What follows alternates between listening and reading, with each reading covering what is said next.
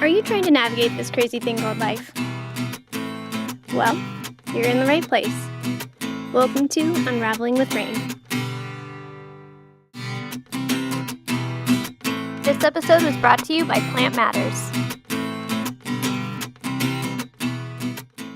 Hey guys, so I am here tonight with my hubby, and he is going to hijack my show. Yes, I am. So, let's kick things off with what you're doing right now. What I'm doing right now? Yeah.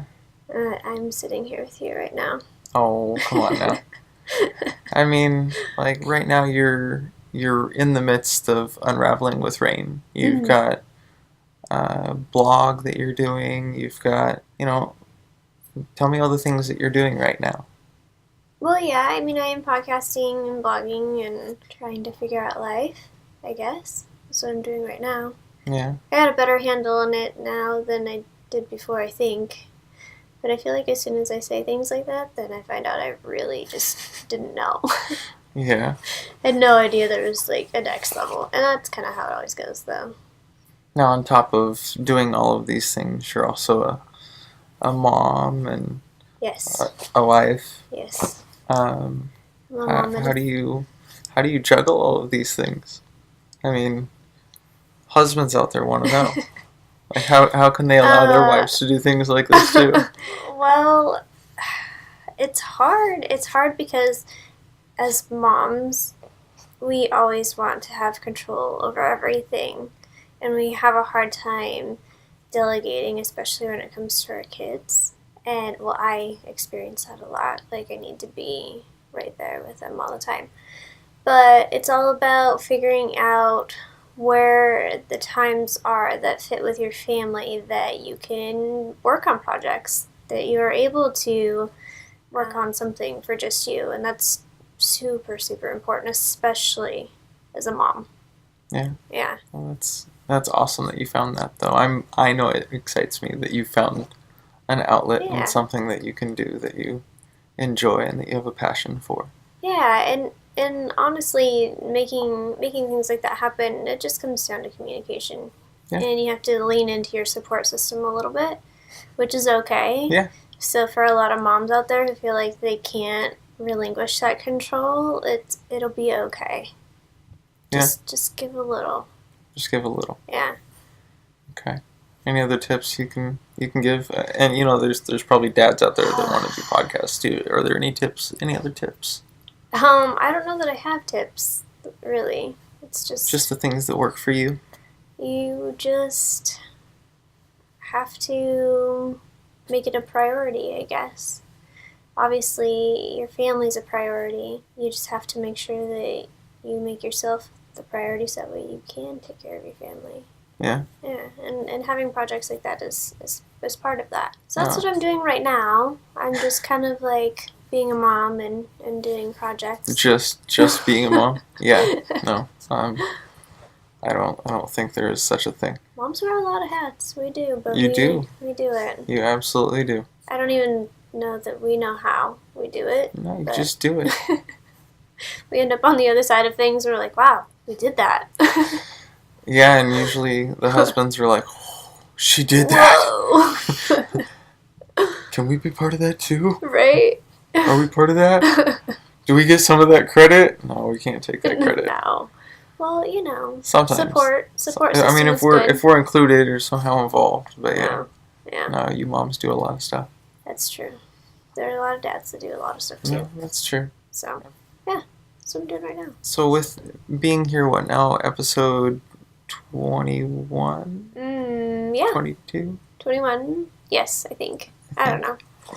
I'm really bad about that, actually. I focus much more on the content itself than, like, all the logistics of things sometimes. Yeah. So, like, those things just kind of go... You just number in it when you kick it up online? Yeah, pretty much. I'm just always really excited to post them, so I'm just like, why do I gotta think about numbers and orders, and can they just go out? But, there's a process, and there's, you have to do things just so. So there's that part of it. Yeah, it's the tedious part. Not fun. But that's not the not fun part. But, With being where you're at now. Yes.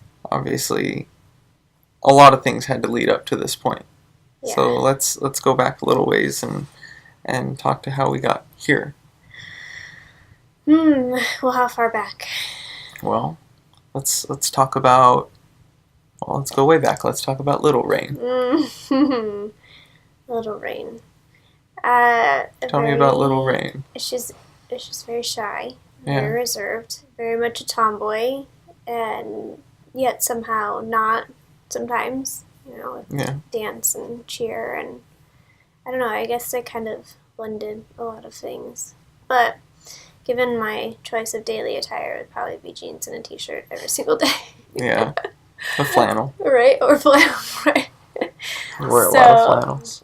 In some regards, I guess I'm still very much like that little person. Well, aren't we all like our little people in some way or another? Yeah, I think that we should try to hang on to those things that we can keep with us. Of course, I think those are the playful moments, the fun moments. Yeah. Those are the ones where you kind of forget about what the whole adulting thing is for just a second. Yeah. Yeah. Well, it's like we tell the kids, you can always be young at heart. Yeah. Always. There's always a time for play, and there's definitely a time to, pull it together. Yeah. Doesn't mean you can't still have a little bit of fun. Oh, no. Of course not. I mean, you have kids. They're Why fun. not embrace that part? Why not be that kid with them? Exactly. I mean, you still have to be a mom and a dad. And you have to just do the discipline thing and teach them right and wrong. But you can't just you can play be a too. kid. Yeah, you can get down on the floor. You can play Hot Wheels. You can play Barbies. Play house. I always end up getting thrown in as grandpa. I'm like, come on, what? Oh, yeah. Are you playing? Please, why? I'm not ready for that yet. I'm not old enough to be grandpa. Right. That ain't right. Someday. Hurts my ego a little bit. The little bit of ego I have left. Keeps getting torn out by those kids. Oh, the ego. The ego's a funny thing. Yeah, it's probably better not to have it. Yeah. Supposedly. Yeah. It's all the rage. Yeah. To have less of an ego.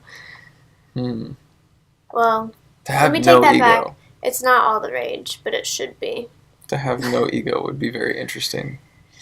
How people would be if they held on to no ego. Oh, we're going to contemplate that, huh? I'm just saying, it'd be interesting. That's all. Yeah, but then you'd be on the other side, and you know how you feel about that. Like that whole enlightenment thing. No, that's different. But that's I just what don't like. is. I don't like the. It's absence of ego, isn't it? The phrase. Oh. Enlightenment. I don't know what other phrase to use, so now you know what I mean. I know. I do.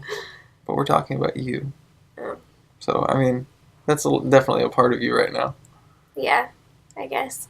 Let's try to not be focusing on me. Okay, sorry. It's habit.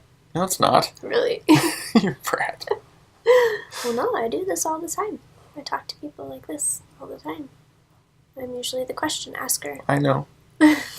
Oh, that's true. See, so I thought you'd do good as far as answering questions and stuff. I know you're not typically out in the open throwing all the vulnerabilities out there, verbally. Yeah, no. You're more of a on paper. Yeah, going back to little Rayne, yeah, she wasn't really much of a talker, and so that sticks with me too. What do you think she would think of you today?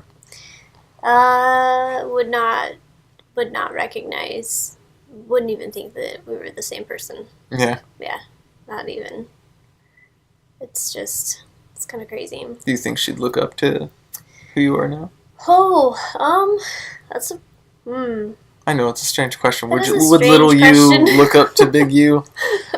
What a strange question. I would like to think so. I would like to think that I am doing something that would, encourage a younger person.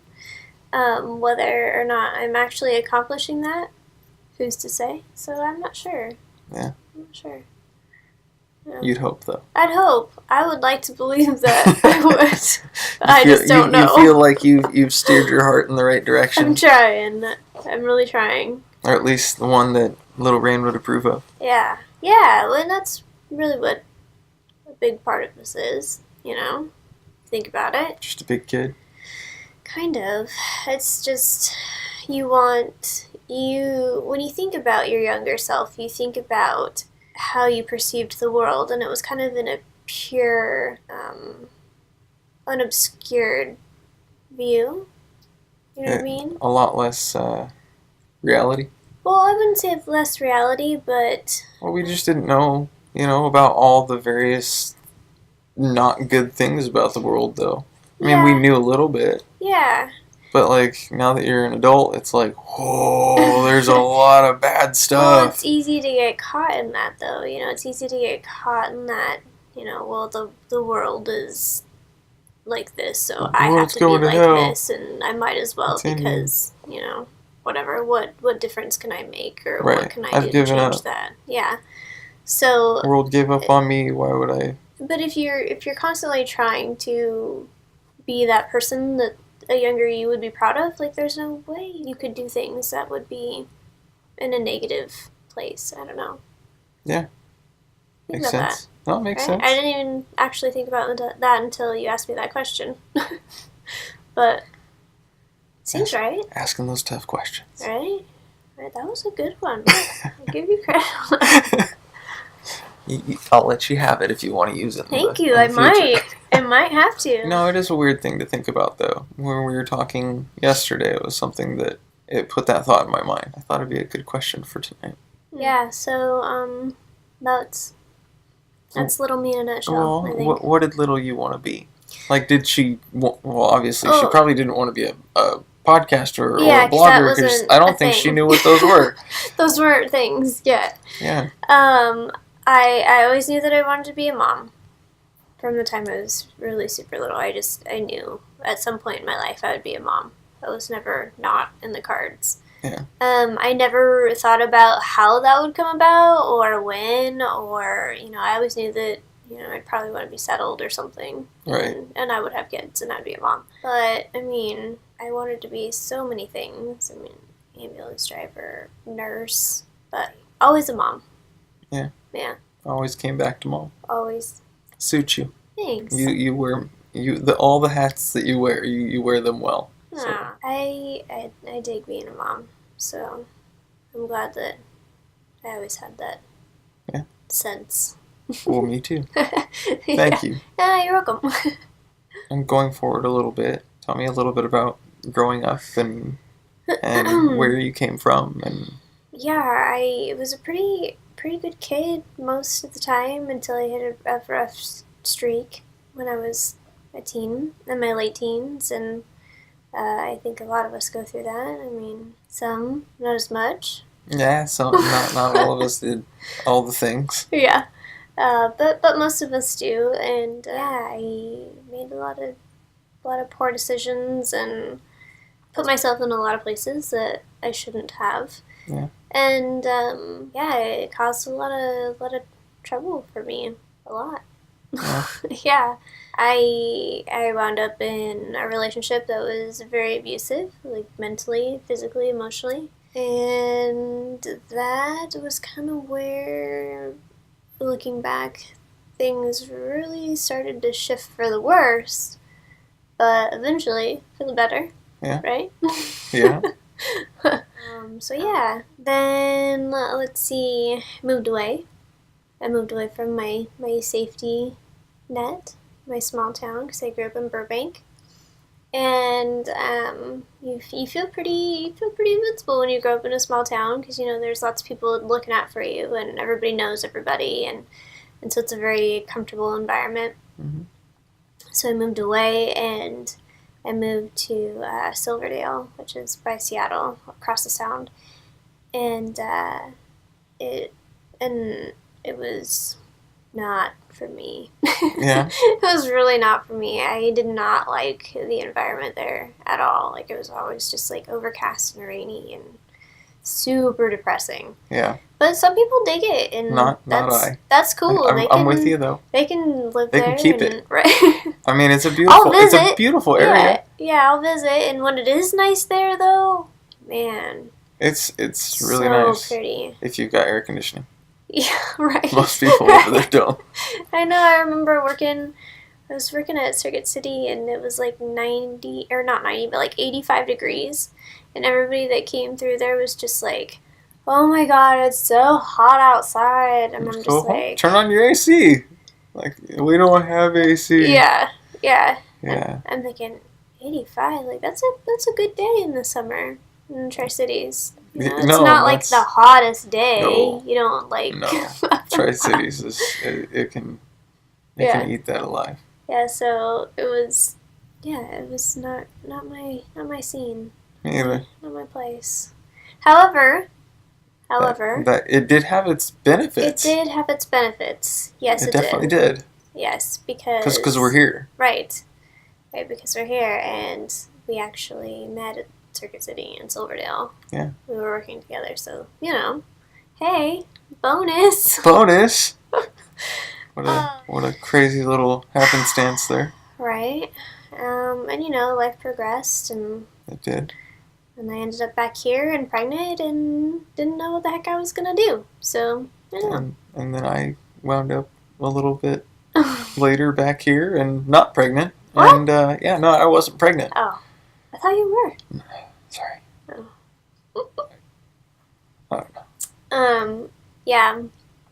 And honestly, speaking of being pregnant and such, having my oldest was what really set me on a path of like deep thinking and figuring out and evaluating my surroundings and what the heck I was doing with my life. Yeah. Like, really put things into perspective for you. Yeah, I guess I just knew that everything was going to be different.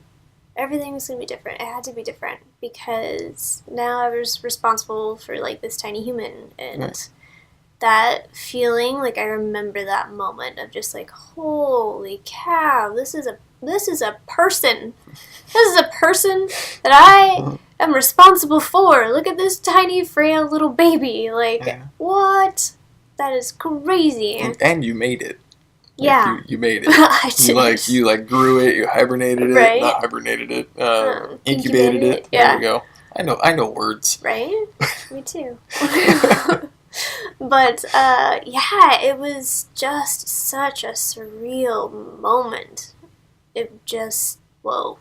Yeah. Whoa. Yeah, no, it's a pretty intense moment for sure. So that happened. Then you moved back. When she was about 5 months old? Yeah, she was about 5 months. Yeah. And we started chatting. Yeah, and then the mushy love story thing happened. And I mean, I wore you down. Because you didn't really want to, you'd gotten out of a bad relationship. You had a new baby. Like, you weren't really sure about, like, letting a dude in your life. And I totally understood. But I knew who I was, and I knew what I wanted. And I wasn't giving up on you. So yeah, you were very persistent, and I'm glad that you were, though. Hey, me too. Me too. I wasn't about to give up. It was like the universe knew what I needed before I did. It's just like, hey. Or maybe I just had really good foresight. Let's go with the universe. No, I think we're giving you too much credit there. Come on. No. I could use a little bit of credit. All right. Maybe not that much, you had incredible foresight, and here we are. Yes. Good job, babe. And so then we got married. Yes. We did. After begging and pleading and... From me? Is that what you're talking about? Maybe. Well, you brought that on yourself, No, man. I know. You brought that on yourself because you started talking about, weddings and stuff in, January, and you didn't propose until May. I was like, why are you even talking about weddings and this and that? You can't do that. You can't do that to a girl. What's wrong with you? I can, because then when it happened, I had let you essentially plan your own party. Yeah, you did. And that way you were none the wiser. Yeah. And it was smooth. But still, it was. You can't talk about weddings for 6 months and then propose to somebody. Why? Because then it's got you on your toes. You're just wondering, is it coming? When's it coming? When's it coming? When's it coming? Not cool. Never. This is never gonna happen. There it is. You've given up almost. Oh, man. I know, that's kind of cruel. That was cruel. Rapunzel, is this conversation getting too heated for you? It wasn't really intentional to be, cruel. Just, it had to be the right moment. And I just wasn't finding the right moment. Man. I didn't want to manufacture the moment. Well, you manufactured the moment. I was going to say, didn't you, though? No, you did. That's true. You wouldn't plan a party that'd suck. That's true. See, I like planning parties. I know. So I'll let you plan a party, and you enjoyed that, and then the rest is history. Rapunzel. Everybody on the recording's going to be like, what is going on? Sorry, my dog is like... Oh, that was beautiful, Rapunzel. Hacking up my hairball. You're not actually puking, are you? No, she's not. What was I talking? Oh, parties. I like planning parties. Oh, man. I do. I mean, sometimes it gets pretty stressful, but it's a lot of fun. Yeah. We crammed a lot of people in that tiny apartment. Actually, it wasn't a tiny apartment, but it was a tiny apartment for that many people. Yeah, it was a tiny apartment for that many people. I can't believe that many people showed up. But now, no. Did everybody know? No. Who all knew? Virtually nobody. How many people knew? Did my mom know? I don't remember. What? I don't think so. No, my mom had to have known. I don't think so. No? I didn't tell, anybody. Oh, I thought that, because I thought, man, this is such a tiny apartment. I can't believe so many people showed up. No, then, I was thinking back, I was like, maybe they all showed up because they knew that was going to happen. Oh, okay, that makes sense. I didn't tell anybody when I was going to do it. I mean, my mom knew that I was going to because she was holding the rings for me so that you didn't find them. Right. But other than that, Oh my God, Rapunzel. I mean, I can't blame you, but... She's like, this mushy stuff. Gagging. Jeez. Thanks, Rapunzel. Oh, Turn man. that sweet moment into gags. Such is life. Yeah, I can't believe that. I thought everybody knew. No, and if my memory is wrong, whoa, but... whoa. You're too nervous, you can't remember anything. I don't remember. I remember doing it because I watched it on video and it was enough to refresh my memory. That was about how much I remembered. Wow, that's great. That's special. I did remember. It was just you just kind of you get really nervous. That's true. And all sorts of things happen. That's true. And it was really busy in the apartment. It was. And then Kyra was being... She wanted to go outside. She wanted to go outside. She didn't want to be my little girl forever. She just wanted to go outside. Right. It was comical. It was cute. A little bit of comedic relief there. Just took a few minutes for her to understand what was going on. Yeah. For everybody listening, Shawn had given our oldest daughter a ring and asked her to be his little girl forever. And she screamed, "No! Outside!" Now, something also that you should probably know is that in the apartment complex that we lived in, we were on the second story, and it overlooked a big fenced-in area where there were some emu, and they would run around back there, and she loved to watch out off the balcony and watch the emu run around. Yeah. And that's what she wanted to do. That's all she cared about at that moment, is those stupid emu. She was 2. I know, but still, it's a big moment. It was a big moment. Darn 2-year-olds. No, it's all good. It was adorable. It was. We got married and had another baby. Yes. Another baby, which shook things up a lot. It did. Yeah. It was almost right after we got married, like 9 months late. Well, not quite 9 months later, but 9 months later. Yeah. But that wasn't, she wasn't. She was just early. Yeah, she was. Poor thing. So after I had our second daughter, I knew that there was still stuff that I didn't know how to do and how to work on or to remedy within myself on my own. I had done everything that I could do with what I had, with the tools that I had, to correct the course of my life and to basically build the best life that I could for myself and my family. I mean, we're all in this together, right? Well, that's the way it should be, yes. Right? So, yeah, I'm definitely in it with you. So, yeah, I decided that I was gonna go to therapy, which sucked. It was terrible, but only for a while. A couple years. I know it was really hard on you. Yeah, it was Takes its toll. grueling, especially coming from a place of not really being verbal and then being put in a room where you have to talk for an hour. Like, what? What am I supposed to do with that? Okay, so we're supposed to talk for an hour. Okay. Oh, we're supposed to talk about feelings for an hour. Oh boy, this is gonna be just so fun. That's how I felt so many times there. So basically what you're saying is there's no way you could have done this back then. Oh no.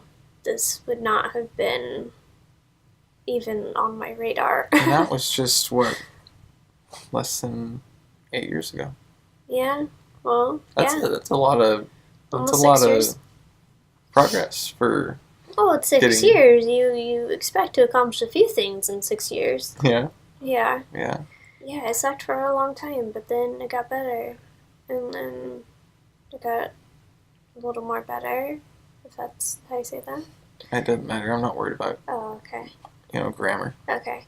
And and then a little more, and then pretty soon I was just like, oh.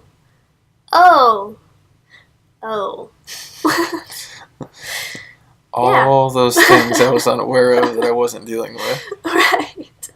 Light bulbs were going off and connections were made and understandings happened and it just kind of snowballed. It felt like a floodgate opened. It wasn't. It felt like I was just like beating my head against a brick wall for a long time. What did you do to help you in those times? Overall, I just had to remind myself that I was doing what I could. I was doing everything that I could. Yeah. Like, I had gone out and sought professional help. Like, that means that you are doing pretty much everything you can to remedy the anxiety, depression, or whatever ailment it may be that's affecting you. So I just had to remind myself of that and just lean into that pretty hard sometimes. Yeah. Yeah, because, like you said, it was a while before it started to turn around. So. I know, stepping, kind of using that as a segue here. You touch on a lot of the things that you went through in your blogs, like having PTSD and dealing with anxiety. And, when you were diagnosed with those, was it a shock? Or did you already have a pretty good idea? Honestly, it was kind of like, when you hear something and it's probably bad, but you can't, absorb the depths of how bad that could be. It was one of those kind of whoa, you just kind of step out of yourself a little bit. Would you say there was maybe even possibly a sense of relief? Like, oh, well, that explains a lot? Or was it more just like a, seriously? Well, actually it was very, very similar to when I was told that I was dyslexic. Yeah. And just oh great, now there's a name for it. Yeah. But at least I know what to call it. Great, now I can say, I'm dyslexic, not I'm dumb, or I can't write, or I can't read, Well, I can write and read now, everybody. I do write my own stuff. Talking about when I was in, kindergarten, okay? No, but... A little bit older. Yeah, well, first grade. Yeah, first couple grades. Yeah. Yeah, I think that's probably more along the lines of how it felt. Yeah. It was the same kind of thing. I'm just oh, yeah, that doesn't sound good, but, everything you're saying definitely lines up with what I'm experiencing. Yeah. A little surreal. Yeah, and when did you start writing to kind of help deal with a lot of that? Well, actually, thinking back on when I started writing about my emotions and things that had happened to me, it was in therapy. Like, because that was part of, like, I would have homework. I had a ton of homework in the beginning, like, so much homework. You did, I do remember that. There was a lot of I'm just homework. like, no more homework. But a lot of it was writing. It was all writing, reframing, writing, and reframing, and writing, and more reframing. Yeah. So I think that definitely got me used to the idea of writing, like, tough things. Yeah. And about emotions and feelings and such. But then again, deciding to, like, write a blog and post it on the internet where everybody can read it, like... Being so vulnerable. Whoa! Like, I thought, chances are hardly anybody is gonna read this, but still, the potential is there for so many people to see it. Yeah. That is just, it's still mind-blowing. It still kind of makes me step back for a second, you know, kind of evaluate, am I doing what I need to do here, you know? But, yeah, that was a big, huge leap, but I didn't actually start blogging until a year and a half ago. Yeah, a year and a half ago. Yeah. So, that was later. And then... with blogging and then moving on to podcasting and everything. How are you enjoying that? Oh, I love it. Yeah? Yeah, I mean, blogging is very therapeutic.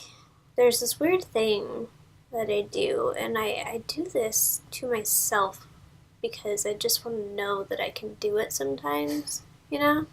Yeah. So writing and publishing something for everybody to see, and being dyslexic was even...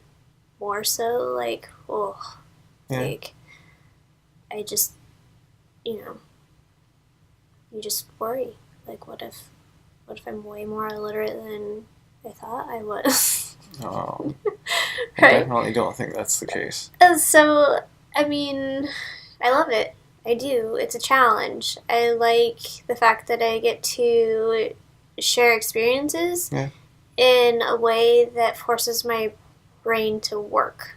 You know, it's not on autopilot when I write. It can't be. Otherwise, things don't look right. Like, I have to be checked in to write. Yeah. You know? I know you've done a reading of one of your blogs. Yeah. And how is that different for you? There's a funny thing that happens when you write something and then you read it out loud. You can, you know, get the feels while you read it. Get all those emotions just like it's happening all over again. Yeah. So, and it happens to me all the time. I'll write something and be like, I can breathe. I feel like I've done it. You know, it's all out on paper. And then I'm just like, oh, whew. And then I read it out loud and I'm like, oh, nope. Okay, now everything's out. Now everything's on the table, you know. Now I can put that to rest. It's just the difference between expressing something in the written way and verbally. There's something powerful about verbal communication. Yeah.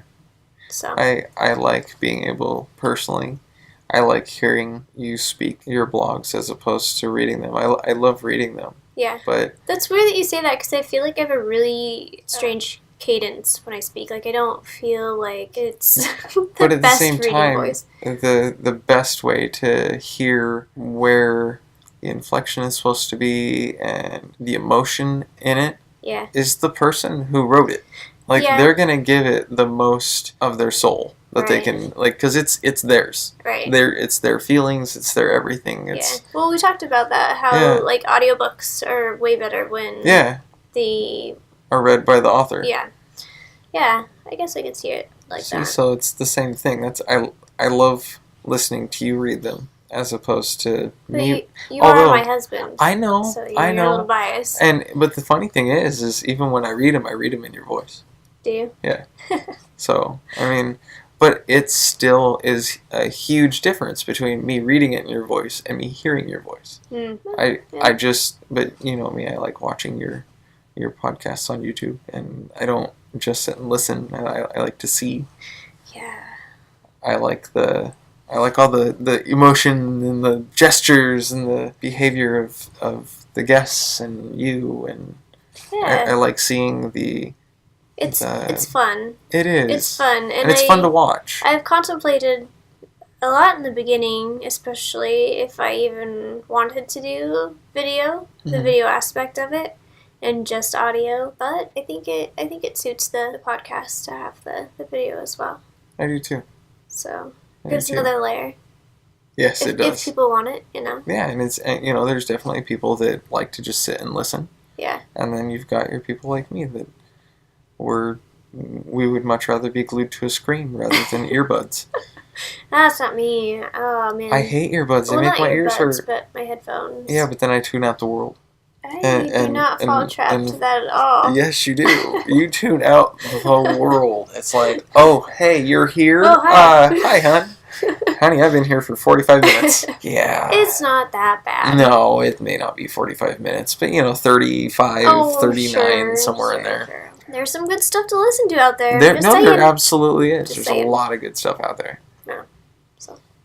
Now, talking more about your blogs and with having anxiety and PTSD, how does that affect your life? Like, how does that affect you now that you've done a lot of the work? Well, I think there's a piece that we're missing to be able to answer that question. Okay. So, while I was in therapy, I decided that I was going to start my own business. Mm-hmm. I became a personal trainer. I got all my certs, and I did that for a while, and it was a lot of fun. Yeah. So much fun. I loved being a trainer. I loved every person that I was able to work with. And there's an energy that you have to provide as a trainer. Yeah. Because you're trying to pick everybody else up, You can't just be like, meh, okay, let's do some push-ups. Whatever. The little no, you're like, all right now we're going to do like 50 push-ups and we're going to have a blast. Yeah, that's the way I see you. I don't see you as being that little lackadaisical. Okay, guys, it's time to do some squats. No. Forget squats. We're going to do frog jumps. If it's any of my clients are listening right now, burpees. they're like, oh god, frog jumps. We did so many of those. But I know you liked your burpees. I did like burpees. Well, actually, hate burpees. I hated burpees, and that's why I did so many of them. It goes back to that, like, I'm going to, like, just prove that I can do this, and I'm just not going to... I'm going to crush the thing I hate the most. Yeah, exactly. So I did so many burpees and, kind of overcame that, like, overwhelming dread of burpees. Yeah. But, yeah, so it was so fun. So incredibly fun. Do you miss it? Well, I do. There are parts of it that I definitely miss. But there are aspects of it that weren't great for me, especially at that time. I think that I would be able to better navigate them now. Yeah. Because of some work that I've done. Could you elaborate on in what way? So, being a trainer brought up a lot of insecurities that I wasn't aware that I had, because when you're a trainer, your fitness day in, day out, like that is all you do. You go. You meal prep, you plan, that's all you're doing for other people. You're building meal plans, you're building fitness plans, you're in the gym. You're always on the go. And I liked it. I liked it a lot. Yeah. Like, I liked that, like, fast pace. Let's take it to the edge. Let's see how far we can push this. Let's, like, body fat percentages dropping. Keep going. How far can we take it? I mean, down to the point where I was contemplating competing in fitness competitions just because, like, I wanted that next step, to push it further and further. And, so, like, I was lean as fuck, and then I got pregnant with our son. Yeah. And then that changed. I had to go through the pregnancy part of life again. And it actually, because I was very fit, it wasn't a bad pregnancy. Except for our son was ginormous. And well, in comparison to the two tiny babies we had prior. I know. So, I mean, aside from him being way bigger than the girls and being uncomfortable in that aspect, I mean, it was pretty good. And bed rest towards the end, which was pretty hard. And I think that's where things really started to take a turn, is once I was on bed rest. Yeah. Yeah, because I was so used to being go, go, go, go, go, to just sitting. Yeah. Like, that's a pretty high peak to come down from. Yeah. You know? Like, because even through my pregnancy, I was still training and still working out. And, Oh, yeah. I mean, obviously, I wasn't doing anything that I shouldn't have been. Well, no, but basically, I remember them saying, don't stop what you're doing because your body's used to it, but don't go hard. Right. So, I mean, it was just then to nothing. Right. And that broke me a little bit. You know, I was just like, what? Like, I can't settle in. I can't be still. Like, there's a huge, huge disconnect. And then we had our son, and I only took 6 days to have him, to be in the NICU with him, and then he came home, and then I went back to work. So I wanted to go back to that go, go, go, go, go, quick pace thing. And then my body couldn't. It kind of snowballed on you. It couldn't do it. I mean, I was tired. I was sleep deprived so bad. Yeah. Because I would not leave that damn NICU. I wanted to be there with my baby, and so I was getting terrible sleep while I was there. And then, obviously, having a baby, you get terrible sleep anyway. And then I had 2 other kids, and then I was breastfeeding, and it was. And that wasn't something I could do for you. No, it really wasn't. So it's one of those things where we talked about that a lot. Like, what more can I do for you? What more can I do for you? Like, I feel like you always have to be awake. Yeah.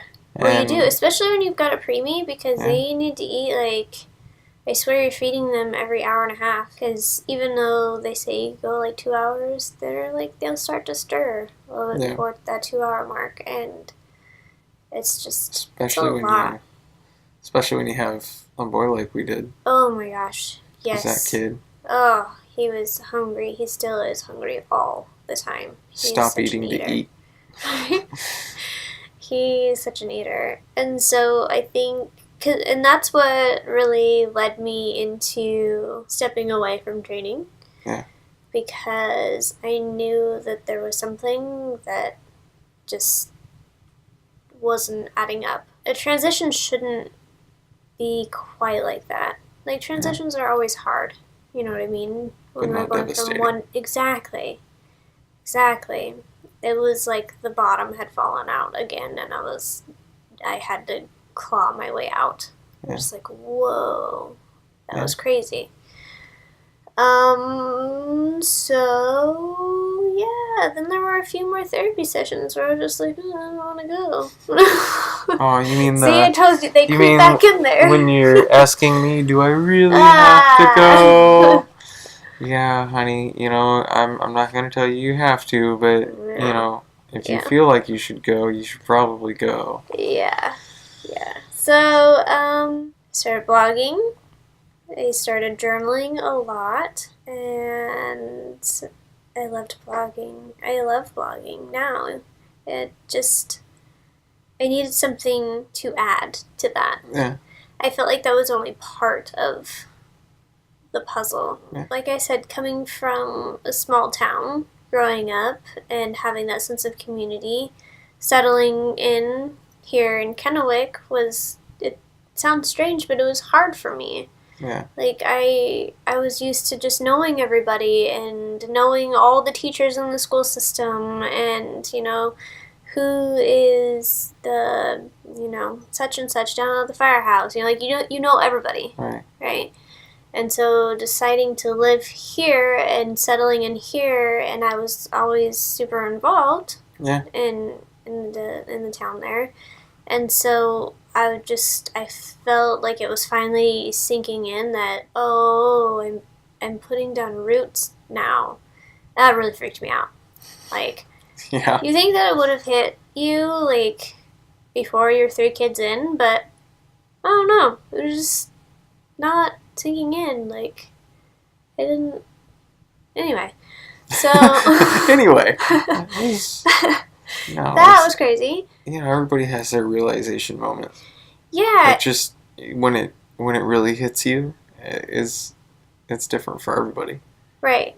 So as I'm blogging, as I'm trying to basically I was sending out flares to other people that I'm just like, hey, hey, if you feel like this, it's okay, you know, Right. you'll be all right. Because I wish that I would have found somebody that would have told me, hey, I've experienced similar things. You're Yeah. gonna be all right, you know. And that was all well and good. And then I had this realization of, you know, like settling in where I'm at, and then I'm just like, well, I can't. I feel like I'm missing part of the conversation. Like, what are other people experiencing? Like, even just around me, like. Yeah. There is another level. There's another layer to this that could be seen. Yeah. And so that's kind of how podcasting came about. Yeah.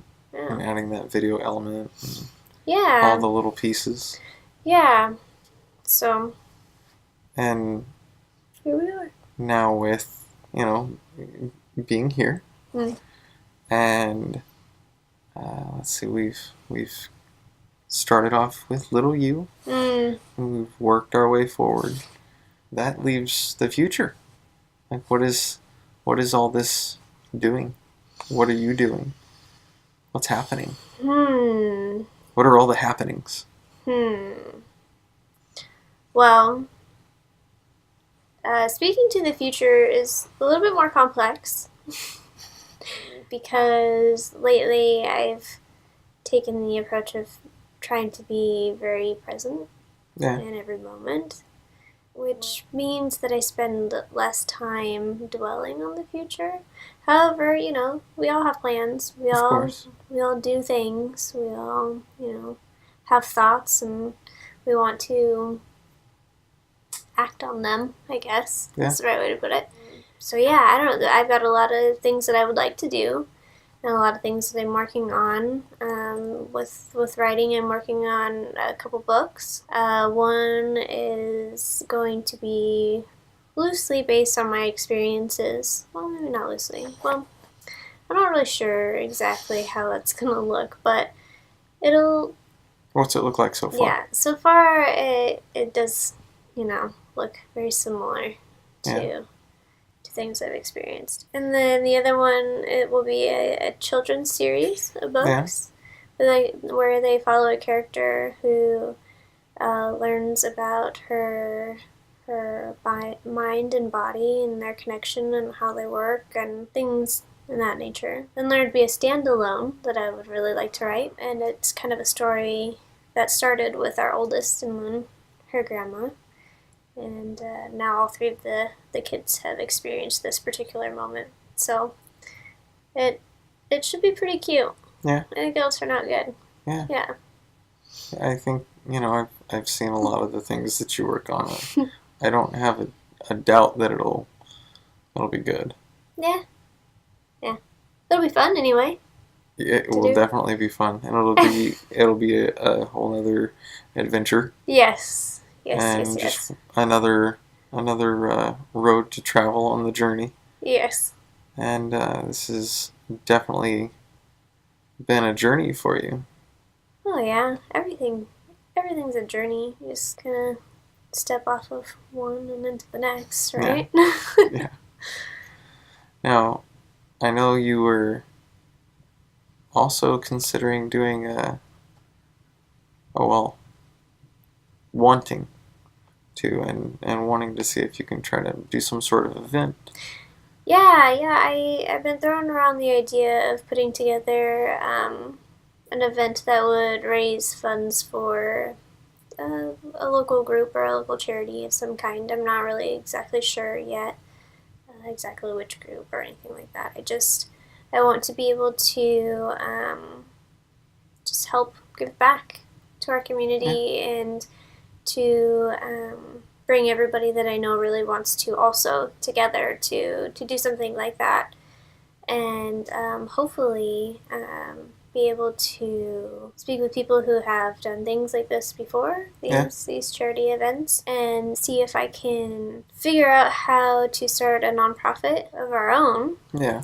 And do funding for nutrition research. It's something that really, really is overlooked a lot in regards to our health and our kids' well-being and our own well-being. So I would really like to be able to do that, and I think that it just would start there. Yeah. Yeah. On the non-work side of everything, what do you like to do? Who are you outside of all of this? I'm still the same person, I guess. I like to garden, and I like to randomly sing and dance to the house and pester my children. And get them to sing and dance Get through the them to house. sing and dance through the house. Hey, our kids, they have great rhythm now. Just saying. That makes sense. Just saying. I mean, They've been dancing since they came out of the womb, pretty much. Yeah. I mean, they were dancing with me while they were in there. Yeah. So, but they anyway, were.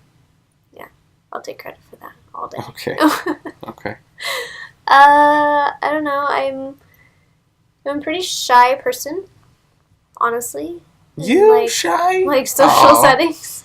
I'm still pretty shy and pretty reserved. So like if you see me out in public and I'm just like, hey, it's nothing personal or against you. I'm just kind of shy and reserved. Let's see. I don't know. I just kind of do. I like to be outside. I like to go camping. Yeah. Okay. Traditional, tomboy, not tomboy kind of things. Yeah. Okay. Yeah. No, I also heard, and you can correct me if I'm wrong, that you were thinking about wanting to possibly try to take this whole thing on, make it mobile a little bit. Oh, yeah. I would like to set up the motorhome as like a mobile studio and hopefully hook up with some local venues that host, like musicians. I say that word? Yes. Okay. Musicians. There it goes. Okay. And bring them into the mobile studio and do like a live stream or something with them beforehand and just give everybody that added element, that little behind the scenes kind of personal peek at whoever it is they're going to be experiencing that night. So I think it'd be a lot of fun. I think it'd be a blast.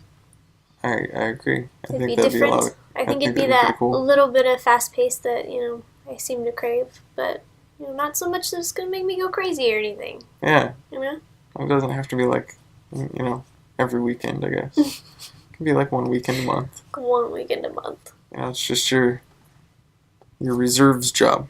Oh, yeah. Yeah, something like that. But anyway, it would be fun. Yeah. No, I think it would be a blast. I really do. And getting to meet all the various musicians, and we've already got so many awesome ones in the Tri-Cities that are doing a lot of things and definitely trying to make a name for themselves, I think. Yeah, the music scene it's growing. It's changing. It's changed a lot since I was younger. Yeah, for me too. Yeah, but it's good. Yeah. I think it's good. I agree. Well, I've had an absolute blast sitting here and chatting with you. And there's one little thing we failed to address here. Oh. So like this big, huge elephant in the room. Oh yeah. Hey guys, check out the new space. It's fun. It's comfy.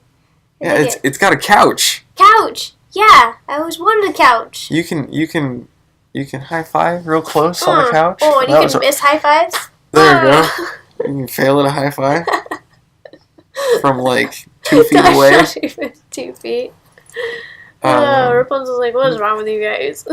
I'm trying to sleep here and you're high fiving. I like it though. It's cozy. It's much more personal. It's definitely different. I loved The Office. The Office was great. Yeah. But this is definitely a lot more, you. Yeah, I think so. I hope all your future guests enjoy it. Yeah, they can come be professional, not professionals with me. Professionally unprofessional? Yeah, exactly. Well, I've enjoyed being professionally unprofessional with you. Aw, shucks. Me too. All right. Thanks, babe. You're welcome. Thank you. It's been fun. Thank you all so much for listening.